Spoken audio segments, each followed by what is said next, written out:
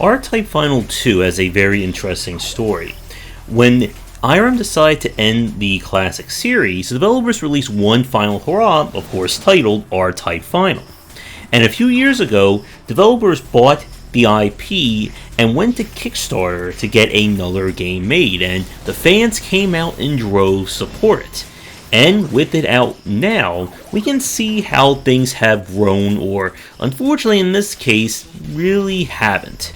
So for those of you new, R-Type is a shmup, with the key mechanic being that you have this ship or this core that you can attach to the front or back of your ship, which lets you shoot additional attacks, blocks bullets, and of course can be launched strategically, offensively, or defensively around the level.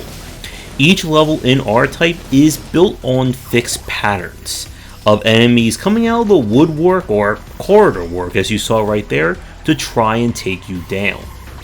Now, there are several things with R-Type Final and R-Type Final 2 that kind of separate from the other games. The first is that they're selling this huge kind of celebration for the R-Type franchise. There's loads of lore and a bestiary of all the enemies that you run into. But the real meat for this for fans are the ships. Originally, you could only play as one ship per R-Type, but with the final series, they give you all the ships. And you can look at them in this lovely museum, learn about the history of all the tech and lore of their weapons and sub-weapons, and with the game's kind of persistent element, you can unlock new ships using resources that you earn by playing it. And for the hardest of the hardcore R-Type fans, this is probably worth it alone, as every ship has different super weapons, different sub-weapons, the core is different, and they're all still built on the same basic archetype of how the ship's handled in the R-Type universe. But there are, as you can see up right there, 99 ships, and I only have 3 at the moment. And this is meant to be kind of the major focal point for the long-term play of R-Type Final 2. And in terms of the levels themselves, they all pretty much fall into kind of classic R-Type shmup design. So again, expect lots of fixed patterns, a lot of fights where you are just going to have to know everything in advance in order to survive. And of course, when you die, you lose all your power-ups, which can mean disastrous things if it happens before a boss or difficult section. Now, if you're hoping for anything new in terms of mechanics, the game does promote there's supposed to be like a dynamic or adjustable difficulty. I did not see that during my play, but you can't see because of my video image in the bottom left, but you can also build up meter by having your core absorb bullets or hit enemies to activate a super, and the super is unique for every ship. So with all that said, the question is this a good R-Type game? And more importantly, is it a good shmup? And the answers to that are yes, and I would argue maybe not so much for number 2. And we want to talk about that next, but first, a quick break. And now for a quick thank you to our current Patreon supporters. And if you're interested in my books on design, they are available at most major retailers. 20 Essential Games to Study is for first-time developers looking to be inspired, and the Game Design Deep Dive series covers the history and philosophy of major genres, with horror coming later in 2021. When it comes to R-Type Final 2, as I said, this is a game that is clearly designed for the fans. But my issue with this game is that it's not really designed for all the fans. And I would argue that if you're a shmup fan or a casual R-Type fan, this game is not for you. This is meant for the R-Typer fans. The people who are going to pour over every level to get the absolute best path and memorize all the spawn patterns and exactly where you need things to go. The ones who are going for 1cc clears. And while that is certainly an admirable goal, it doesn't really leave much else for people wanting to try and play this casually or get into it for the first time. And for those people, there is very little meat on the bone, I feel, for this game.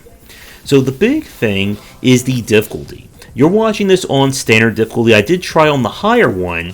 I did not even want Brave or Typer difficulty.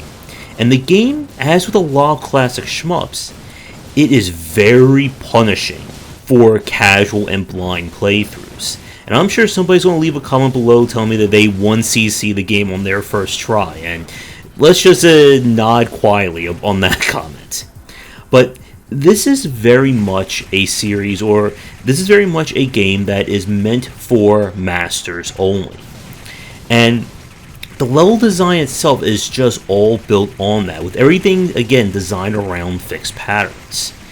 And as I said, if you lose your fully upgraded core at the wrong time, expect to go through a whole mess of lives to hopefully get past it. The difficulty of the levels themselves is also compounded by how they are designed. This is a series that prides itself on enemies spawning in all manner of directions with no prior warning to it, or enemies firing their bullets with no buildup. All of a sudden, the enemy just shoots, and if you didn't already prepare for it, you are dead. And surviving these levels, again, it is all about memorization. Knowing exactly where enemies will spawn, where their bullets and how they behave go, and being able to mitigate that. And if that doesn't sound appealing to you, stay far away from this game. And my issue with R-Type Final, too, is that nothing has really been done to iterate or evolve this gameplay. And I can think of plenty of shmups that were released in the last 5 years that have done more to move the needle forward compared to R-Type Final 2. And of course, somebody will argue, well, that's not the point of the series. It's supposed to celebrate R-Type. But my problem is that it feels very bare bones in that regard. The museum and kind of different ships that I showed you a few minutes ago, trying to work your way through that system, it's very cumbersome in terms of selecting ships and setting up your registry.